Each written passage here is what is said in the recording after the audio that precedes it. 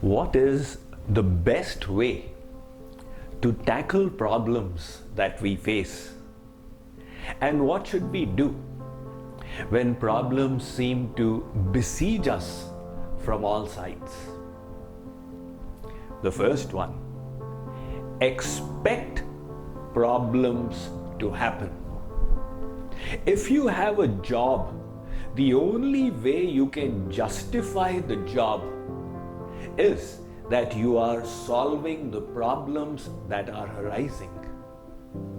So expect problems. When parents have children, they assume that their children will grow up to be the most obedient, the most dedicated and loyal. And when that doesn't happen, they become surprised. Why did you have false expectations? The second one, anticipate problems. In other words, if you are going uphill, you naturally anticipate that the journey will be difficult.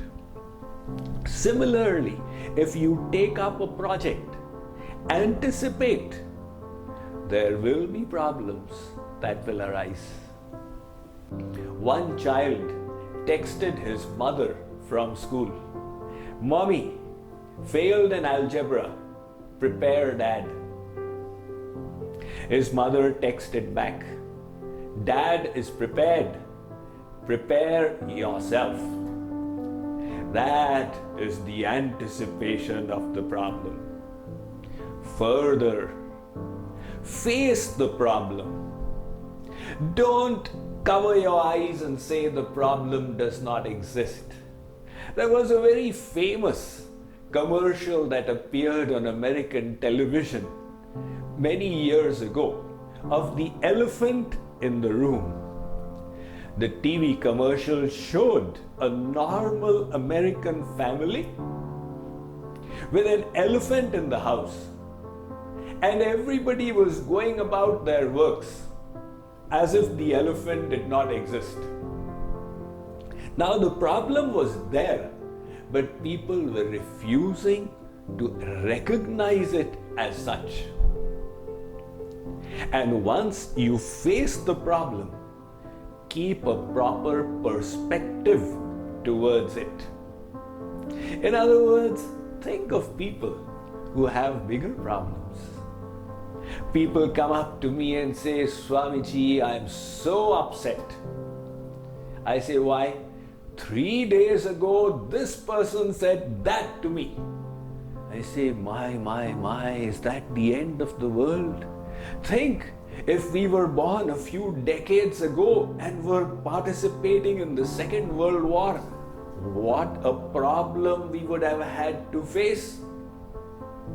So, put the problem in its proper perspective. One girl left home to go to college for the first time.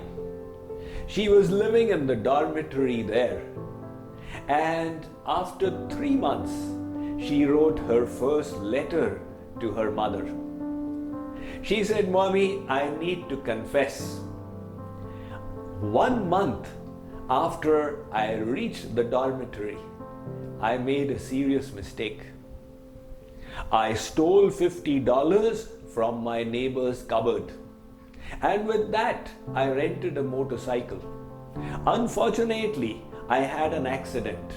I drove into a lamppost and broke my thigh bone.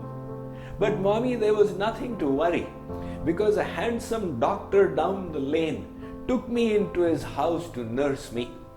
And Mommy, we have fallen in love. We have decided to get married. And I need to inform you that in the process of nursing me, my husband-to-be has lost his job. So after marriage, we both are going to come and stay with you and Dad. I am sure you will enjoy his company, even though he belongs to a different religious tradition." Now the mother, reading this note, her hair started standing on end. "Oh God, what has happened to my darling child?" However, the daughter concluded the letter, "Really, mommy, none of this is true. The only thing that has happened is that I have got an F in calculus. I wanted you to see it in the proper perspective." So put the problem in its place. It is not the end of the world. And then the next, learn from it. You see, to fall in the water is not a problem, but to remain there is the problem. Similarly, to face challenges and obstacles in life is all right, provided we keep learning and we keep growing.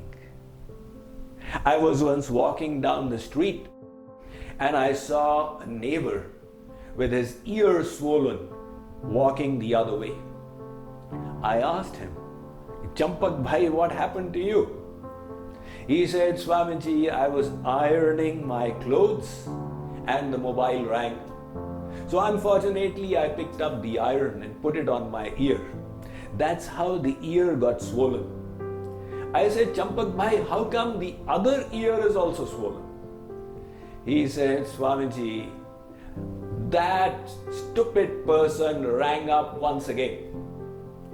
Now that is not what should happen. You made a mistake, learn and move ahead from it.